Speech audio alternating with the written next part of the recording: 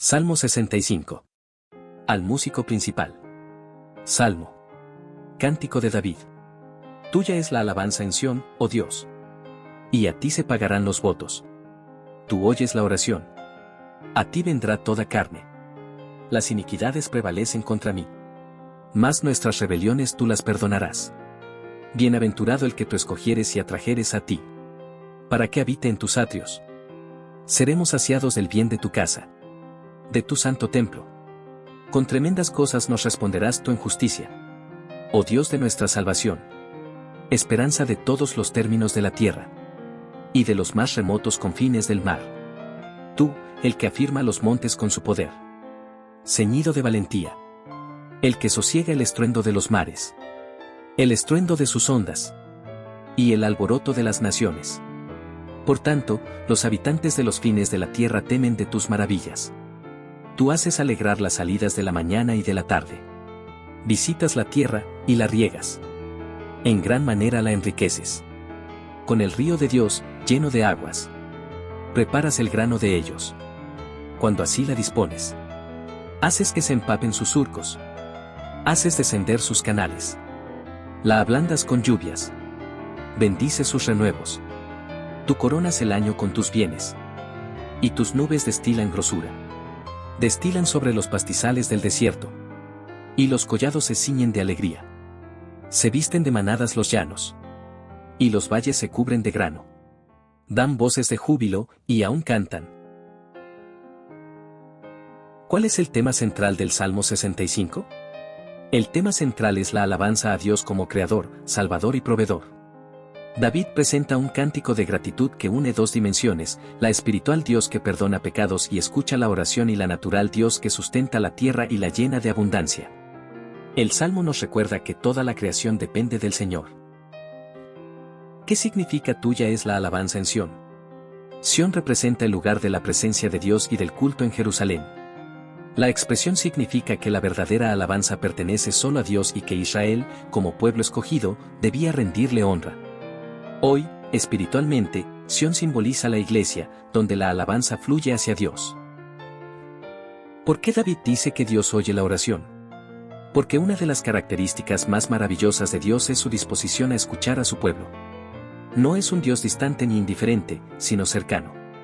El hecho de que escuche implica confianza. Todo ser humano puede acercarse con fe, sabiendo que será oído. ¿Qué nos enseña el versículo 3 sobre el perdón divino? Las iniquidades prevalecen contra mí, mas nuestras rebeliones tú las perdonarás. Esto muestra que el pecado humano es más fuerte que nosotros, pero la misericordia de Dios es mayor que el pecado. No se trata de méritos propios, sino de la gracia divina que perdona y restaura. ¿Qué significa ser bienaventurado en el versículo 4? El bienaventurado es aquel que Dios escoge y atrae a su presencia. La felicidad no está en los bienes materiales, sino en poder habitar en los atrios de Dios, es decir, disfrutar de comunión con Él. Es una declaración de que el gozo verdadero nace de estar cerca del Señor. ¿Qué revela este salmo sobre la esperanza universal en Dios? El texto lo llama esperanza de todos los términos de la tierra. Esto revela que Dios no es exclusivo de Israel, sino el Señor de todas las naciones y pueblos. La salvación y la provisión de Dios trascienden fronteras. ¿Por qué se menciona que Dios afirma los montes con poder? Los montes simbolizan fuerza y permanencia, pero el salmista recuerda que solo Dios los sostiene. Esto enseña que todo lo que parece inconmovible en la naturaleza existe por la voluntad del Creador. ¿Qué significa que Dios sosiega el estruendo de los mares? Es una metáfora de su poder sobre el caos y las fuerzas incontrolables de la naturaleza. También se interpreta espiritualmente como la paz que Dios trae en medio de las tormentas de la vida y el control que ejerce sobre las naciones. ¿Qué quiere decir haces alegrar las salidas de la mañana y de la tarde? Expresa la idea de que cada amanecer y cada atardecer son manifestaciones de la gloria de Dios. El ciclo del día es motivo de alegría y testimonio de la bondad divina. ¿Cómo presenta este salmo a Dios como agricultor de la tierra? David describe a Dios regando, enriqueciendo, preparando el grano, empapando surcos y bendiciendo los renuevos. Es una imagen poética del Señor como labrador del mundo, quien cuida de la creación para sustentar al hombre. ¿Qué enseñanza espiritual podemos sacar de la lluvia mencionada? La lluvia simboliza bendición, fertilidad y gracia espiritual. Así como la lluvia ablanda la tierra dura, la gracia de Dios ablanda corazones endurecidos para producir frutos de justicia. ¿Qué significa coronas el año con tus bienes? Significa que Dios bendice todas las estaciones del año y provee lo necesario en cada tiempo. En sentido espiritual, es un recordatorio de que Dios corona nuestra vida con su bondad y su fidelidad es constante. ¿Por qué se habla de los collados ciñéndose de alegría? Es una forma poética de decir que la naturaleza misma celebra la abundancia de Dios. Cuando la tierra florece, parece vestirse de gozo, como si participara en la alabanza al Creador. ¿Qué simbolizan los llanos vestidos de manadas? Las manadas representan abundancia y provisión de alimento. Simbolizan que la bendición de Dios llena los campos y asegura la vida del pueblo. Todo es fruto de su bondad.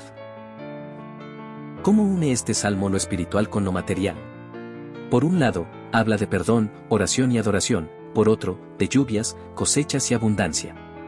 Esto enseña que Dios se interesa tanto por nuestra vida espiritual como por nuestras necesidades físicas. ¿Qué nos revela sobre la relación entre el hombre y la naturaleza?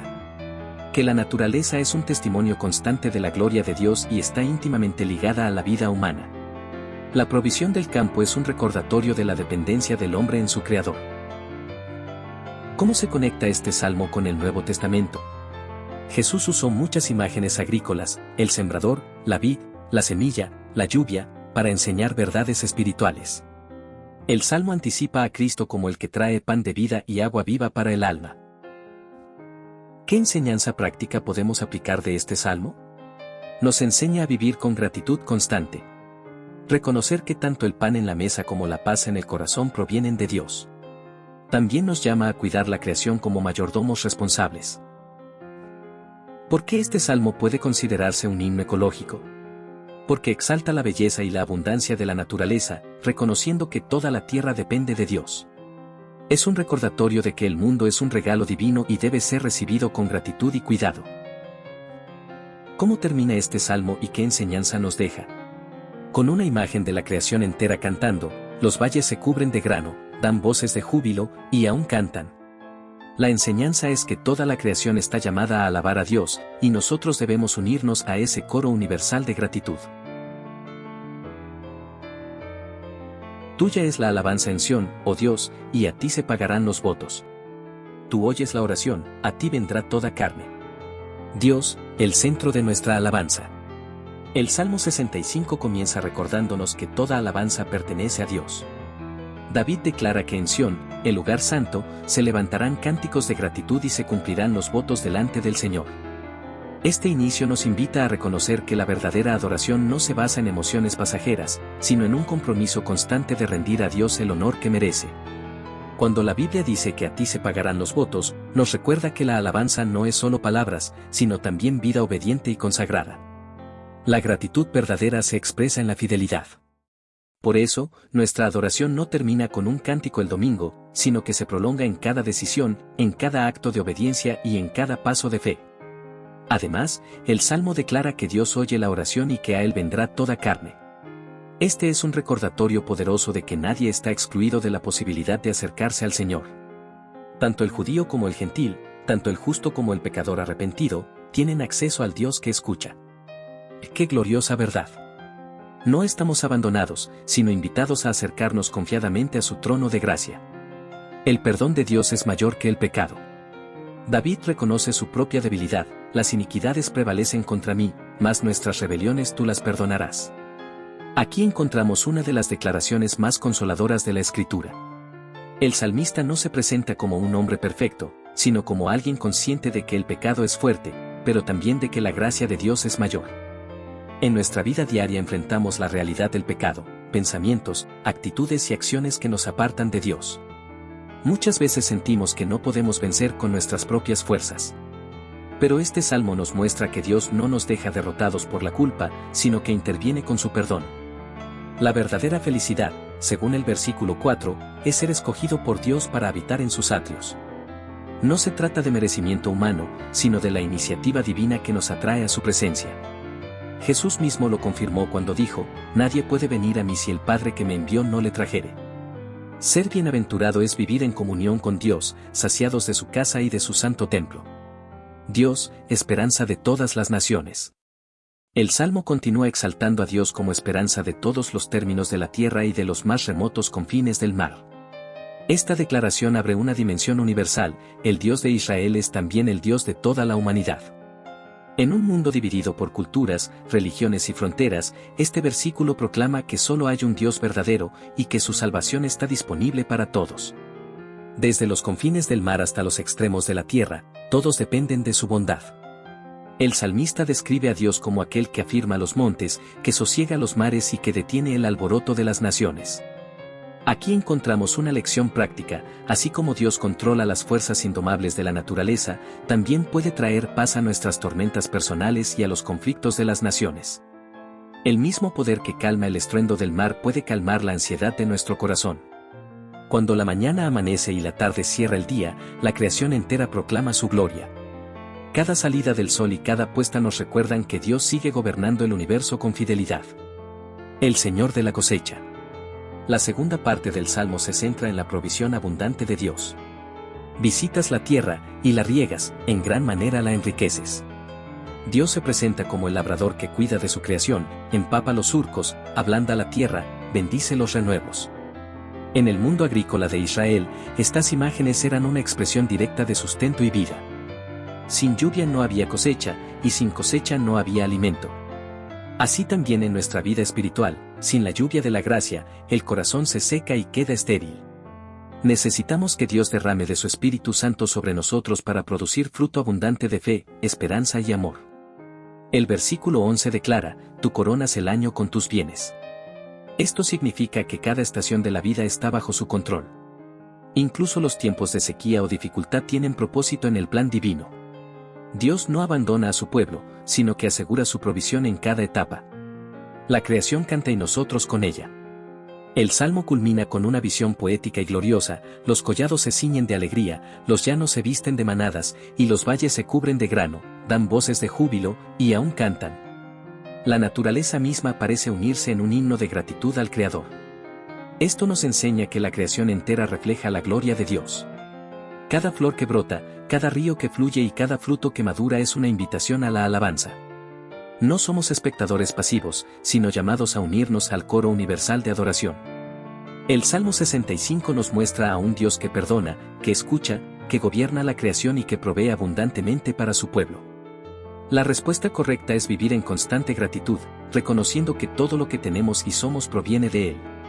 En un mundo que muchas veces olvida al Creador, este salmo nos recuerda que la vida plena se encuentra en rendirle alabanza.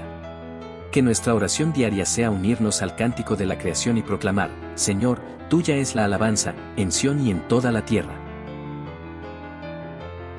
Al meditar en el Salmo 65 descubrimos a un Dios que no solo perdona nuestras rebeliones, sino que también escucha nuestras oraciones, gobierna sobre la creación y corona cada año con su bondad. La tierra entera canta de su grandeza, y nosotros somos invitados a unirnos a ese cántico eterno de gratitud. Que este salmo nos recuerde que cada amanecer y cada cosecha, cada provisión y cada respuesta de oración, son un testimonio de la fidelidad de nuestro Señor. Por eso, levantemos nuestra voz junto con la creación y proclamemos: tuyo es el honor, la alabanza y la gloria por los siglos de los siglos. Si este mensaje ha bendecido tu vida, te invito a suscribirte, dejar tu like y compartirlo para que más personas conozcan el poder y la bondad de Dios. Que el Señor te guarde, te bendiga y te haga parte de ese coro que nunca deja de cantar: grande es nuestro Dios.